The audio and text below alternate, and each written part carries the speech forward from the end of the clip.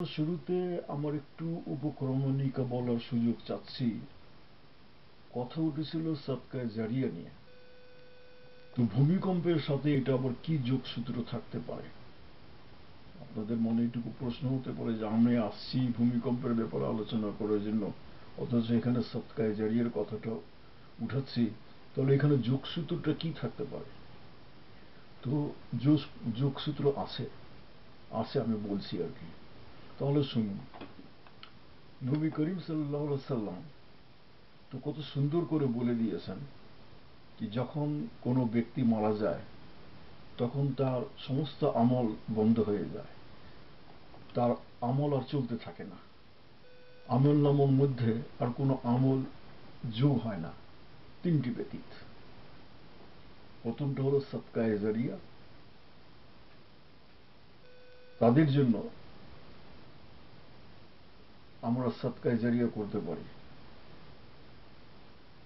যেমন একটা স্কুল করে দিলেন, একটা মাদ্রাসা করে দিলেন, একটা টিউবওয়েল বসায় দিলেন, এটা তাদের জন্য যারা এগুলি করে যায় এবং লোকজন যাতে যতদিন ব্যবহার করতে পারে, যতদিন উপকার পায়, সেই সমস্ত লোকজন মৃত্যুর পরেও অথবা যাদের নামে করে দিয়ে যায় তারা এটা পূর্ণতা পেয়ে থাকে, সৎকায় জারিয়া। দ্বিতীয়টা হলো গিয়া এমন জ্ঞান, যে জ্ঞান সে ব্যক্তি রেখে গেছে, যার মাধ্যমে মানুষ উপকৃত হচ্ছে, তবে উদ্দেশ্য এবং নিয়ত সেভাবেই থাকতে হবে। আর তৃতীয় যেটা হলো যে নেক সন্তান, তার জন্য দোয়া করবে।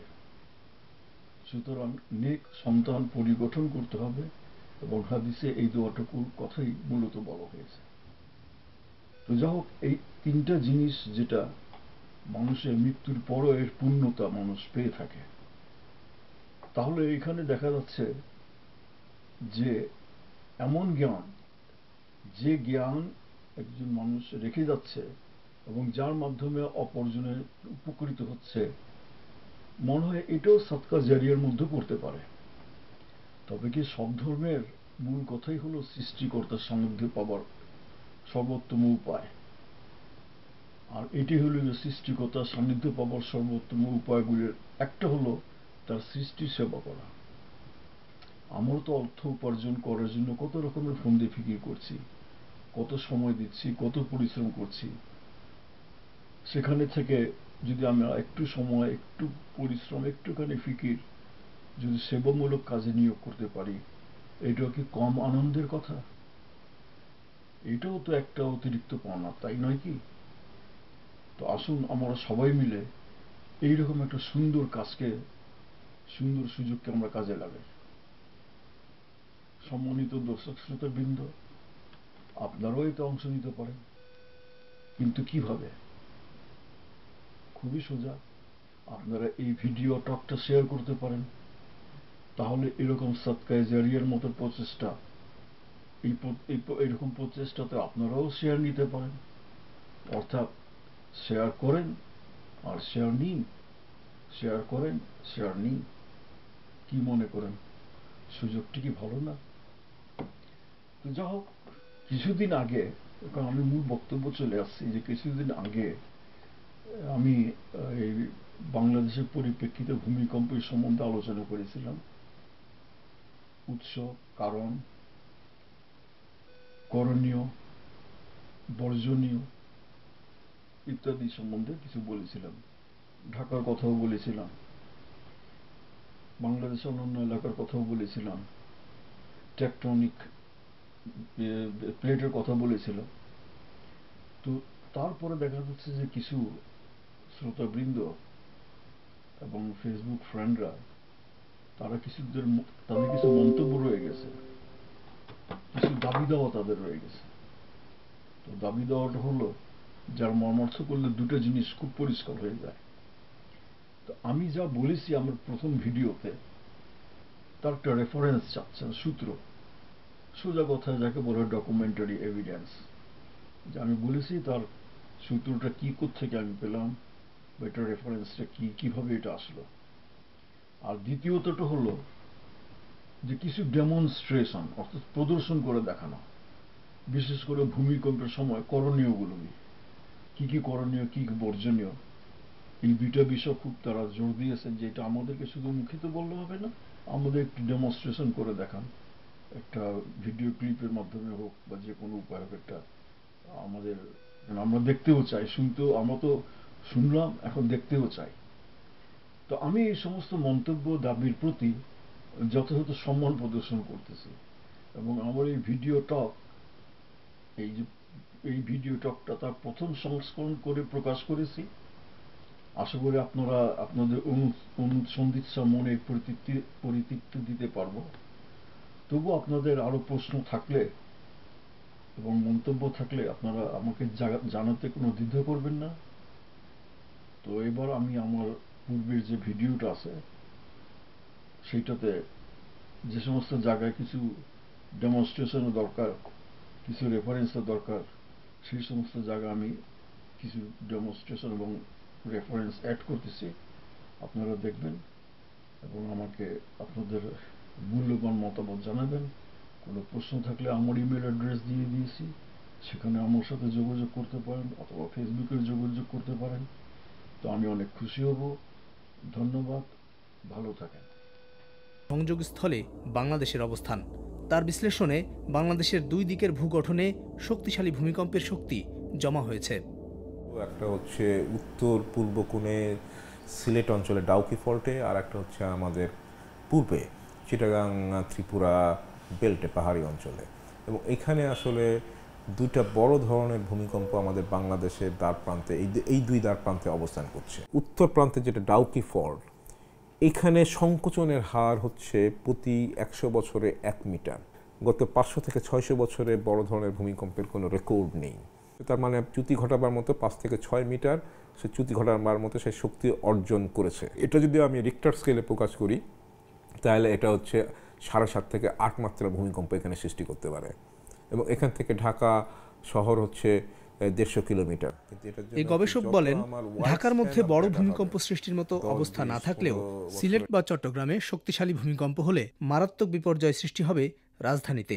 এত ডেন্স বিল্ডিং, যেখানে রাস্তা কোনো জায়গা নাই, রাস্তাগুলা ন্যারো এবং রাস্তার পাশে সুউচ্চ ইমারত, এবং সেখানে হয়তো ভূমিকম্প বড় ইমারতগুলো হয়তো দুলতে থাকবে, ক্র্যাক হবে, হয়তো ভেঙে পড়বে না, কার্নিশ টার্নিশ ভেঙে পড়তে পারে, বাইরের কার্নিশগুলো ভেঙে পড়বে, কিন্তু ওই যেটা জানলা, এই জানলার কাজগুলো ভেঙে বুলেটের মতো নিচে রাস্তায় পড়বে।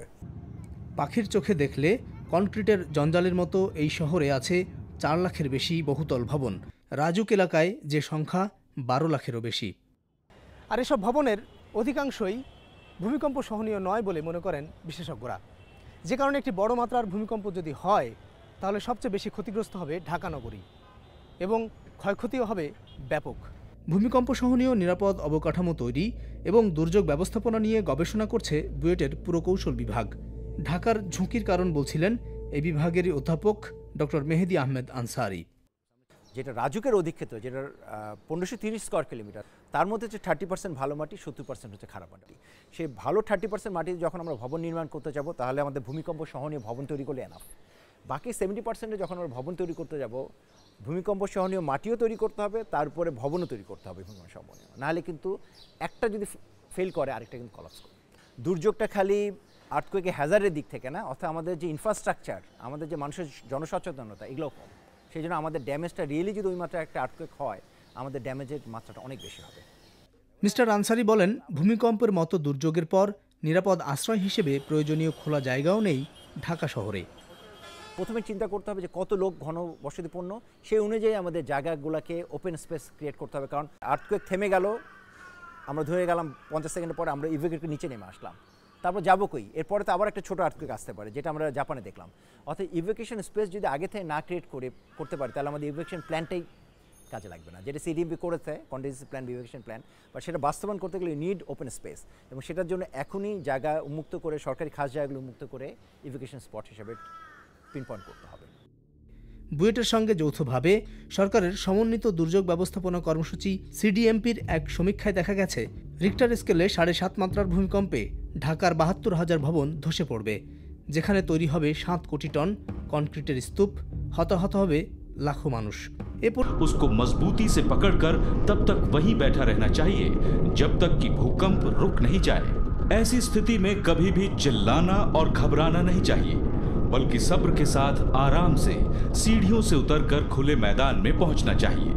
अगर आप शहर में हैं तो भूकंप आने पर भूलकर भी लिफ्ट से नीचे नहीं उतरना चाहिए, ये बहुत खतरनाक साबित हो सकता है। अगर सोते समय आपको भूकंप के झटके महसूस होते हैं तो सबसे पहले सिर को तकिए से ढक लेना चाहिए और तकिए को सिर पर रखे हुए ही घर के मजबूत हिस्से में चले जाना चाहिए।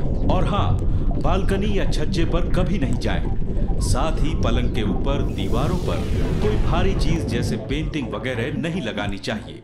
अगर सड़क पर चलते समय भूकंप आता है तो सबसे पहले इमारतों, बिजली के खंभों तथा पेड़ों से दूर हो जाना चाहिए तथा आराम और शांति के साथ खुली जगह में पहुंच जाना चाहिए। गाड़ी चलाते समय भूकंप आ जाए तो तुरंत ही गाड़ी को बगल में रोक लेना चाहिए, फिर उससे बाहर निकलकर एक सुरक्षित स्थान खोजना चाहिए। और हाँ, भूकंप रुकने के बाद कभी भी फ्लाईओवर और पुल पर नहीं चढ़ना चाहिए जब तक कि स्थानीय प्रशासन उनको सुरक्षित घोषित न कर दे।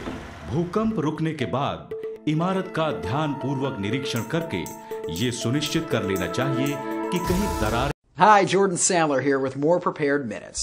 Well, hopefully you have an earthquake preparedness plan. But now the unthinkable actually happens. What do you do during an earthquake to reduce injury and increase your chances for survival? The Great Shakeout and other government emergency survival experts agree that drop, cover, and hold on is your best plan during an earthquake to save your life. Most injuries from deaths from earthquakes in the U.S. are from flying or falling objects and not collapsing buildings. If you're indoors, stay there. Drop to the ground. Take cover by getting under a sturdy desk or table and hold on to it until the shaking stops. If there isn't a table or desk near you, drop to the ground in an inside corner or inside wall of your home and cover your head and neck with your hands and arms. Avoid exterior walls, mirrors, windows, heavy furniture, fireplaces, and large appliances. The kitchen is a very dangerous spot. If you're outside, get into the open and stay clear of buildings, power lines, trees, or anything else that could fall on you. Now, there are many myths regarding what to do in an earthquake, and doing these can actually injure you. These are what experts recommend you do not do.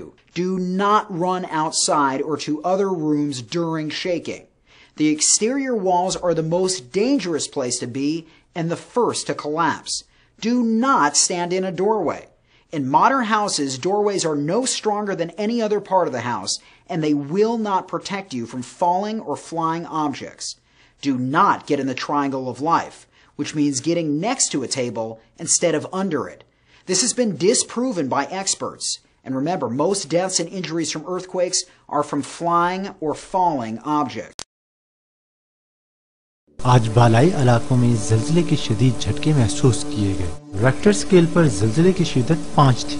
किसी जानी या माली नुकसान के इत्ला मौसूल नहीं हुई। अम्मी, अगर ज़लज़ला आ जाए तो क्या करना चाहिए? बेटा, अगर ज़लज़ला आ जाए तो फौरन घर से बाहर खुली जगह जैसे पार्क वगैरह चले जाना चाहिए। रास्ते में दरख्तों, साइन बोर्ड, इमारतों, बिजली की तारों और पोल वगैरह से बचने का ख्याल भी रखना जरूरी है। घरेलू बिल्डिंग से बाहर निकलते वक्त लिफ्ट का इस्तेमाल हरगिज ना करें। सीढ़ियां ही महफूज तरीन रास्ता हैं। अगर आप किसी बुलंद इमारत या फ्लैट्स में मौजूद हैं और जल्दी बाहर नहीं आ सकते तो ज़लज़ले की सूरत में लकड़ी के मेज के नीचे खुद को महफूज करें। अपनी टांगे मजबूती से कस लें। अपने सर के ऊपर कोई तकिया या नरम चीज रख लें और आंखें बाजुओं की मदद से महफूज करें। मेज के नीचे जाने से पहले दरवाजा जरूर खोल दें और चूल्हा, लाइट्स वगैरह बंद कर दें। खिड़कियों, दरवाजों, अलमारियों और गिरने वाली दूसरी चीजों से खुद को बचाएं। अब्बू, अगर हम घर पर ना हों और ड्राइविंग कर रहे हों और ज़लज़ला आ जाए तो फिर? ड्राइविंग करते वक्त ज़लज़ला आने की सूरत में फौरन गाड़ी रोक दें और झटके खत्म होने का इंतजार करें। बिल्डिंग, ओवरपासेस, पुलों, बिजली की तारों और पहाड़ी इलाकों में खुसूसन लैंड स्लाइडिंग वाले इलाकों में खाइयों और ऊपर से गिरने वाले पत्थरों से एहतियात भी इंतहाई जरूरी है। जलजले की वजह से सड़क भी खराब हो सकती है, इसीलिए इस बात का भी ख्याल रखना चाहिए। बच्चों, जलजले कुदरती आफत हैं, इन्हें रोका नहीं जा सकता, लेकिन हिफाजती तदाबीर के बारे में मालूम होने से हम नुकसान को कम से कम कर सकते हैं।